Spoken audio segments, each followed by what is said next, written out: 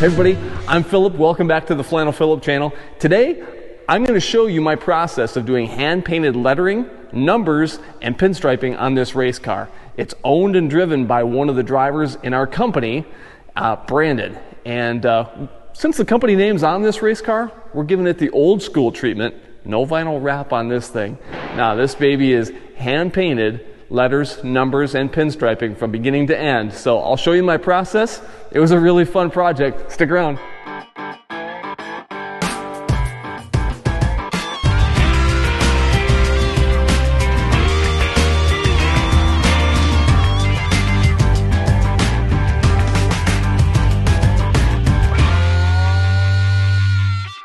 This is kind of my workspace down in the basement of my house. It's the workbench, and then it kind of bleeds over into the laundry room area too. So these panels here are to my buddy Brandon's race car.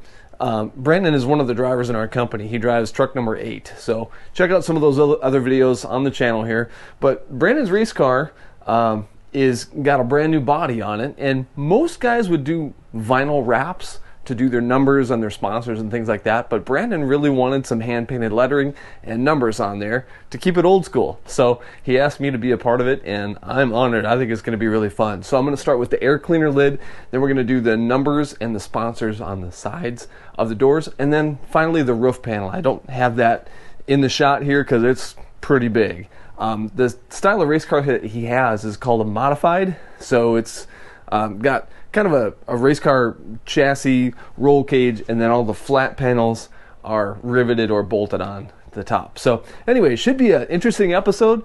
I'm going to be using 3 different colors, and it's going to be kind of fun to just do some vintage race car style numbers and lettering on it. And he wants it to look kind of antiqued and aged, so that should be kind of fun too. So follow along on this project.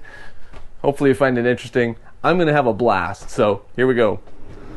So step 1 in any big project like this is laying out exactly what you're going to do on your blank canvas.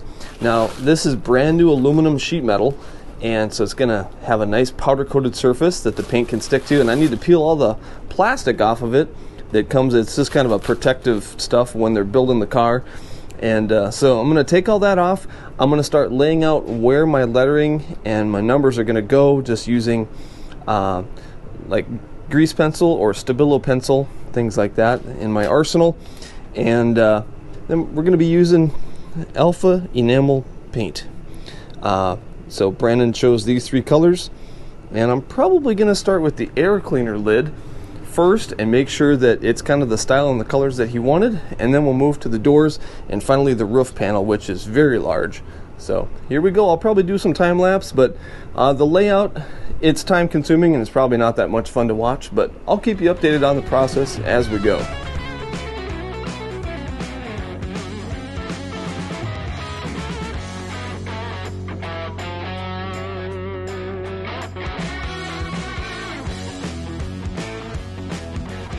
So as I get ready to lay out my numbers and things like that, I wanted to show you some of the tools that I use. I have a projector. It's this guy right here. And what I'll do is I'll actually strap that up to the rafters or a pipe or something, and I'll find a way to get it to shine down on my work surface. And let me hit the lights here so I can demonstrate for you kind of what this thing can do. It's connected wirelessly with my phone.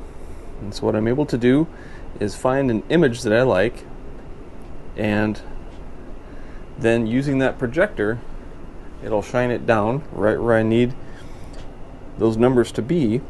And if I have done my job correctly, what I'll end up doing is I'll have in pencil marked out what size letters I need, and then if I need the larger number, I'll back my projector up. If I need the number a little bit smaller, I'll zoom it in a little bit, and then of course it's got a focus feature and a couple other things on it. But that's one of the tools that I use that really makes life very, very easy when we're setting up things like this, or logos, or drawings, things like that. That can be a huge help. So yeah, time to get the proper distance and size for these numbers and get going with it. Alright, so Here you go, you can kind of see I'm using some tape just to give myself an idea of where I want it to lay out, what's level on the door. I'm measuring off of my rivet line, not necessarily going off the top of the door, but off of my consistent level lines with the panel itself. Okay, so using Stabilo pencil, I've now traced out where I want my numbers. Let me hit the light here and I'll demonstrate to you how that works. So there is my projector light back over there on the other side of the basement, and I just found a distance that was perfect for the height that I wanted, and you can see it's showing up 1, 2, 3, 4, and I can just scroll through my numbers until I get the 7 on this side, and I want a proper spacing, and then the 2 over here. So that's how I do it. Yeah, works really well. A little bit of careful planning out with tape measures and tape lines. Mark it out. When you're happy with it, mix up some paint and get going. Now that I've used my projector and gotten my lines exactly where I want them to be, I did just a little bit of work getting the driver name on the top of the roof, and I'm happy. Everything seems to be lining up exactly where I wanted it to be. So it's time to mix up some paint and get started getting the black on. So the plan is to make the main part of the letter black. I'm going to outline it in orange and then do a drop shadow in silver. Then once all the lettering and the numbering is done, I'll put some pinstriping and add some other embellishments and details to it. Because he wanted kind of an aged look, I'm going to purposely make my paint a little bit on the thin side and leaving brush strokes where I can, and then wait until it's partially tacked up and then wipe it with a rag. So I'll show you. So like always, I'm going to be using Alpha Enamel paint. It's their lettering enamel. My cake's black. Using their reducer, I have a can of Napa acrylic enamel hardener that I drip a little bit of that in there. Got some mixed up until I'm happy with the consistency, and it's always a matter of making adjustments as you go. So I may thin it as I go. The brush that I'm using today is a Mack lettering quill, size XL. It's the largest lettering quill that I have. And then when it's time to start doing some striping, I'll be using the Mr. Oz by Mack, because that's my favorite one. So that's where we're headed now. Let's start smearing some paint and make any adjustments that we need to on the fly.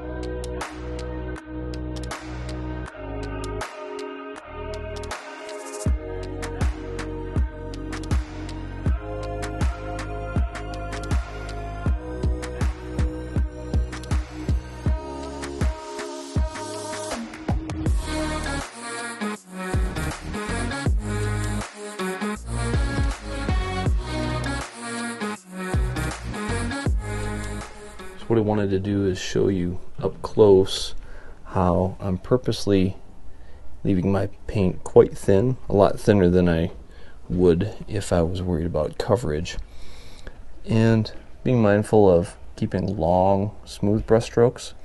You can see that Alpha does a great job of having a really, really glossy looking paint, but to make it look aged and old, I'm going to be using a lint-free cloth, and I'm going to just pull some brush strokes right into the paint. Okay, long, smooth strokes the same way that the brush would. So it's piling up on my rag a little bit, and because I'm doing it with the paint still a little bit wet, it's tacky, but it's still wet.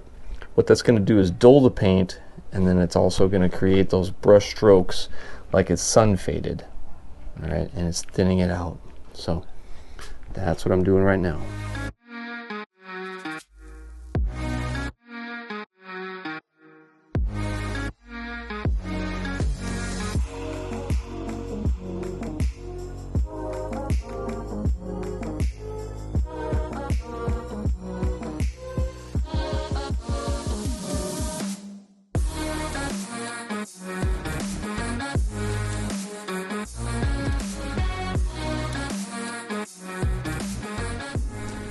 Now that my paint has had a couple days to dry and fully cure, I'm laying out my ideas for the drop shadow and then the outline.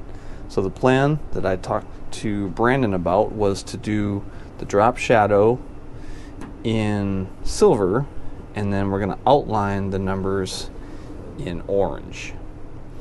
So I used my level, and you can see I'm just using the red Stabilo pencil, and I'm laying all my lines out at the same angle on each one of these spots, just to make sure that the shadow is going to be equal, because nothing makes a number or a letter's shadow look worse than having the angles off.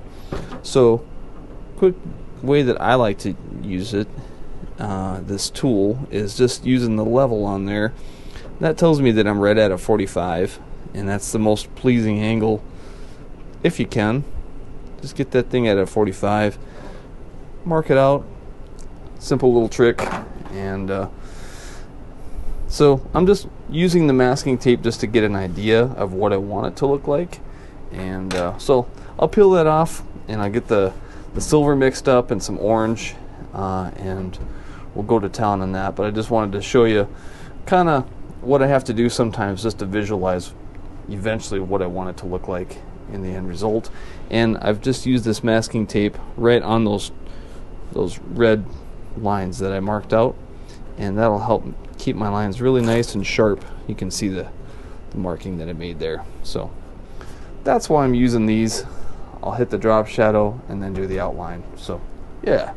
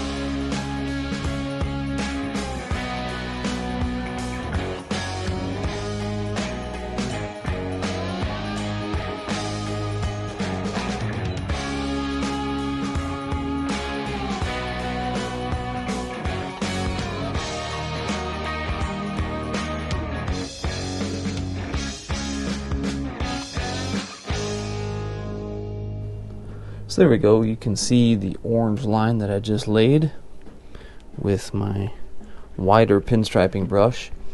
And the purpose of the blue tape is actually not that I'm painting right on the tape. I'm just using it as a guideline to help me keep my proper distance away from the black. So that's what that's all about. Yeah. Now I'm going to mix up my silver and I'm going to add the drop shadow, but I'll probably add the orange to the other two panels before I go any further here. And once I have those marked out, I need to decide how long I'm going to make my drop shadow. And I'm going for about 2 inches here. I want a really big, thick, heavy shadow. So here's a tool that I like to use. It's just a simple protractor. I measured 2 inches between my point and the tip of my pencil. And so I'll use this and I'll actually trace along. And I'm not actually dragging that tip because I don't want to scratch my paint, but I'm just using it as a guideline. And so anywhere that I have 2 inches measured out, I can just trace along, and that'll show me exactly where my line should be. I don't know if you can see it there, but it's following the orange all the way down with the curvature. So every once in a while I'll give myself a line just to make sure. So what that's helping me do is just make sure that I have a consistent line all the way along following the orange. So there you go. Works for me. There's probably other tools that could be used that'll be better than that, but that's what I use.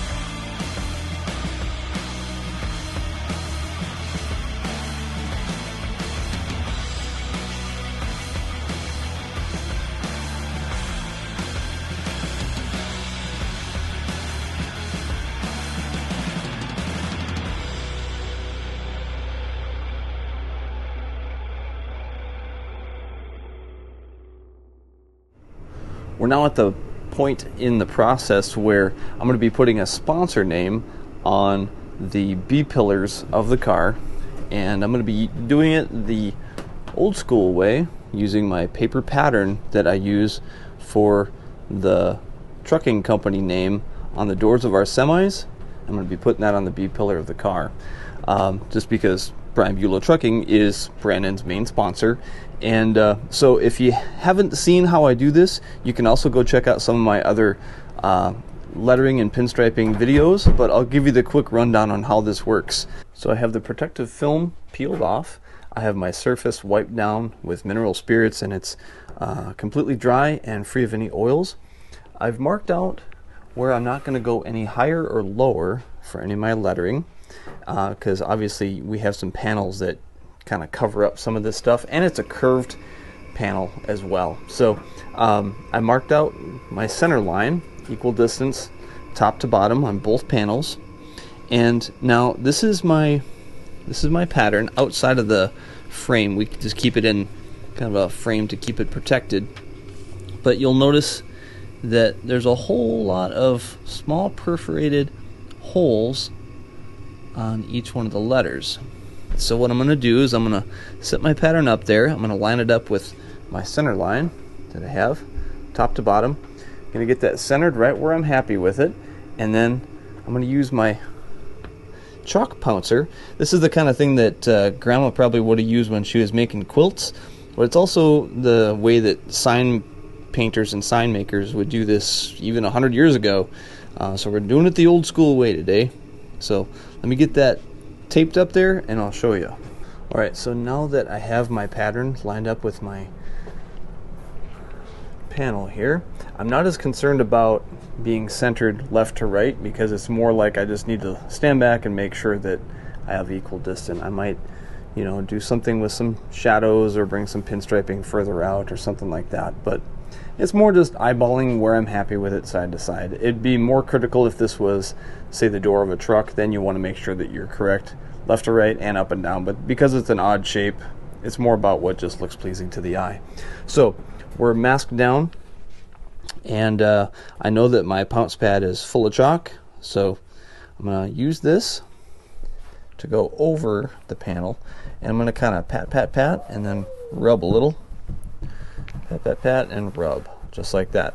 And I'll do that over the entire thing, and what that's going to do is it's going to send chalk through each one of those small perforated holes, and it's going to transfer the chalk to my white panel, and that will give me my outline so I can trace it with my Stabilo pencil, and I'll use a ruler as well, and that's going to give me my trace lines and transfer my pattern. So yeah.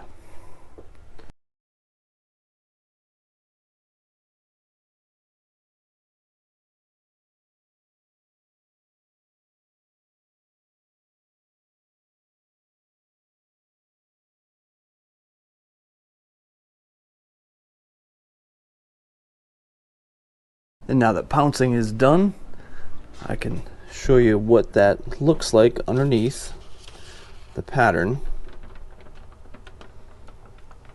And it reveals all those blue dots. So now it's my job to connect those dots with my Stabilo pencil and a ruler, and then I can clearly see where to paint. Yeah.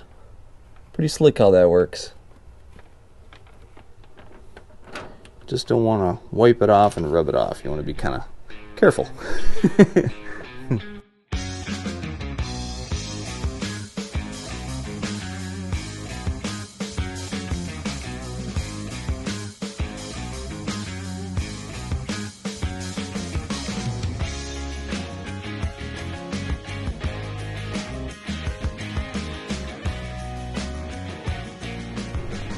There we go. Now you can kind of see how that chalk helps me lay out my lines with the pencil. And it is designed for paper, glass, plastic, metal, things like that. It is water soluble, so you can, rub it out with your finger, some glass cleaner, some basic solvent, it'll come right off. And it does not affect the way that the paint sticks and adheres to the surface. So awesome tool. I love having this, and also having a ruler. That's super important. So there we go. We are ready to mix up some paint and get these panels going. We're at the point now that we're going to mix up our paint, and for the main letter I'm going to use the orange, and then I'll be outlining in black and then doing silver drop shadow. So a little bit similar but different from the letters that we did before, and like Brandon wanted on those letters, we're gonna do a little bit of that effect where after the paint has had a little time to get tacky and dry, gonna wipe on it a little bit and make it look kind of aged and beat up and weathered so that it looks like it's been on there a long time. So Alpha 6 enamels, of course, like I always use. You can add some hardener. I was taught to go in kind of a 10-to-1 ratio there, and of course thin it with some low temp reducer. For brushes, I'm using Mack lettering quills. For my smaller ones, I'm going to be using the small, and for my larger letters, I'll be using the medium. Want about 1.5 the width of your bristles as you press, because obviously in wanting to make it look aged and weathered, I'm going to be using kind of a thinner paint. I'm going to reduce it and thin it, use plenty of hardener in it, and I want to see the brush strokes in it. So I'm not going to be as concerned about really good coverage and getting it thick and bright. I'm actually going to be running the brush a little bit on the thin watery side and running kind of a dry brush, and then wipe it back off. So we want to be able to see the white coming through the orange so that it looks aged. So all right, here we go.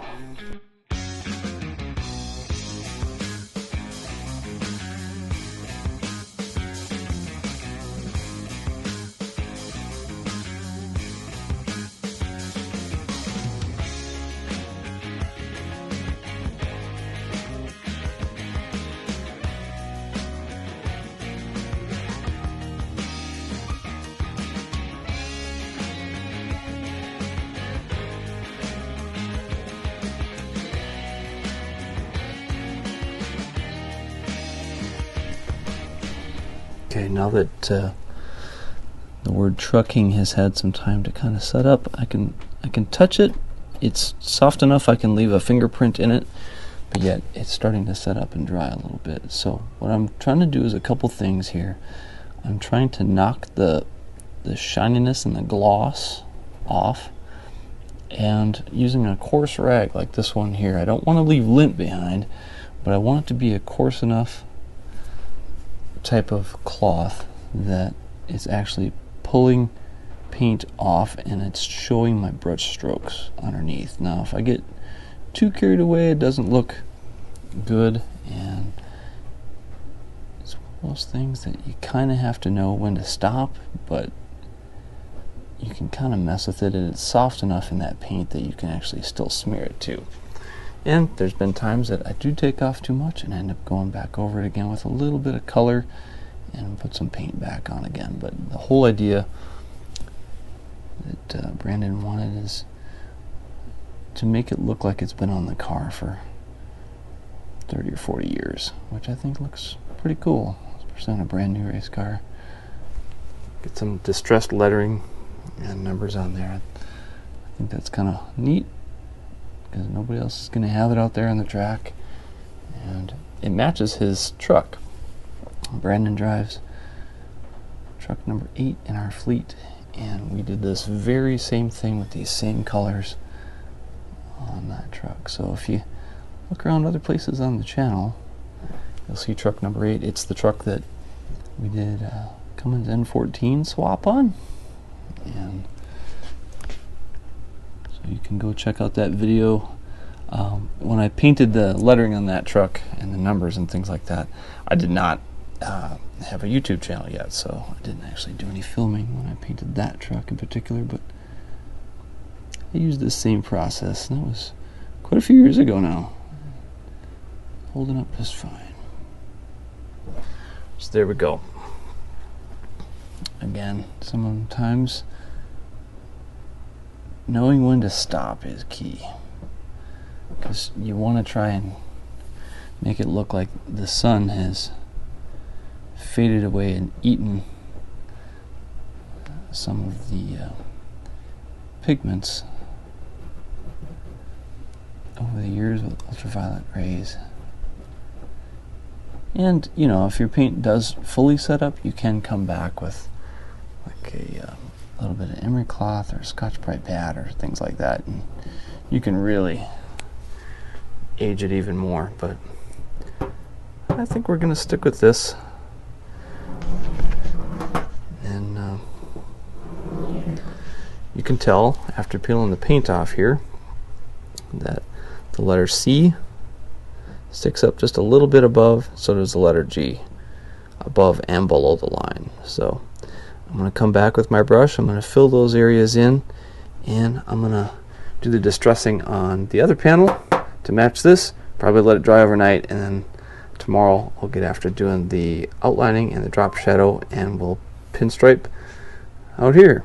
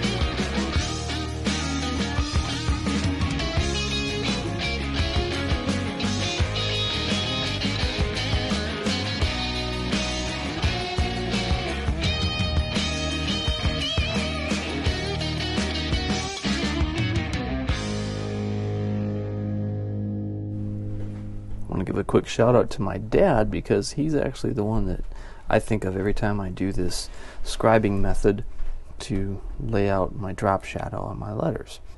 The reason it makes me think of my dad is because my dad is a kitchen and bath remodeler contractor, and anytime he was scribing to make a cut on a backsplash or trim or anything like that, he would use this tool to give him the proper distance of how much to trim off when he's making a cut with his saw. So, Dad, thank you for showing me a little trick like this, and I'm sure my mom had something to do with it too, but my folks watch all my videos, and so shout out to them. I love you both.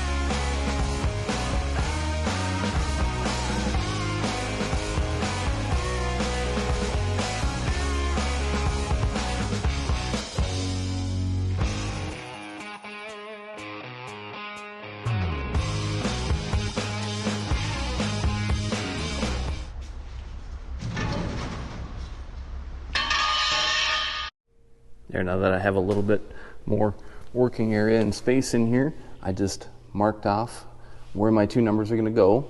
I found my center, top to bottom, left to right, and now I have my projector set up just like we did for the other panels down in my basement. We're going to do it on the fuel cell back here, and I'll show you. I'll just pull this off. Boom. Got a number 2 showing up right there, and I'm just going to trace that out, leaving enough room for my drop shadow and my outline, and then we'll put the 7 here. So let me hit the lights, we'll trace that out.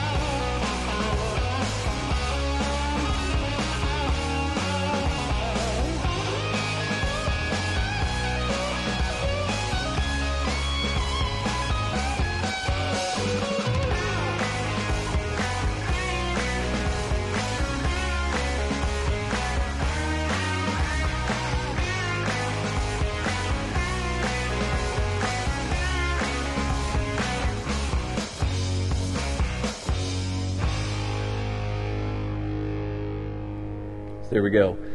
I kind of gave it a quick wipe down. It is in full race trim with one exception.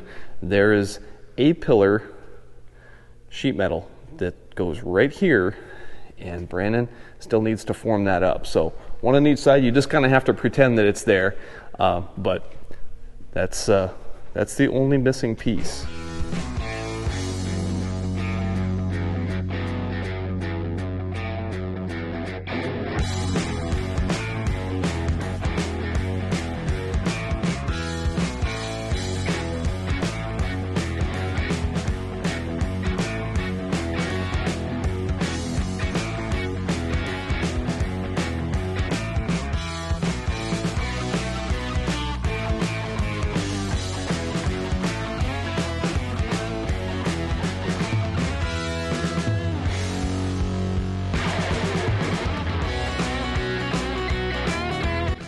I'll also mention that any paint markings that I have on here, it's just a, I shouldn't say paint markings, pencil markings that you see. Those are going to get wiped off probably tomorrow or the next day.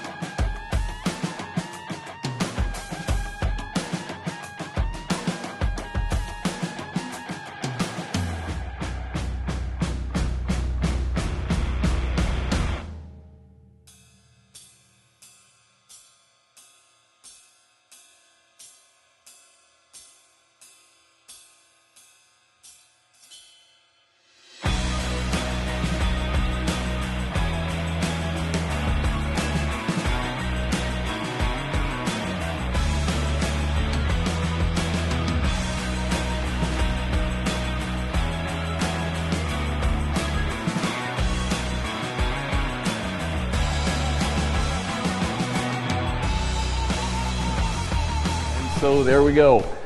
This was a really fun project. It was a big project. This is the kind of thing that probably, you know, if I had to total up my hours, it was probably over 40 hours that I spent on this project.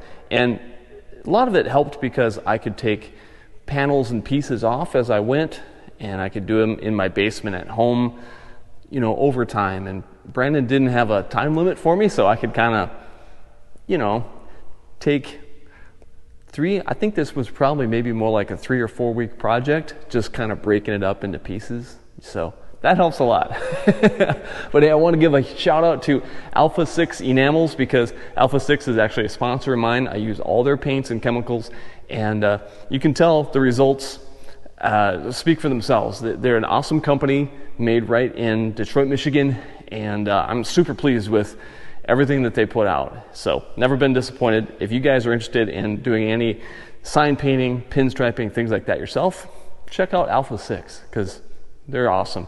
I use Mack brushes for all my projects. And so anyway, thanks for coming along in this process. It was fun to show you. Hope you dig it. And I want to wish Brandon a awesome season coming up.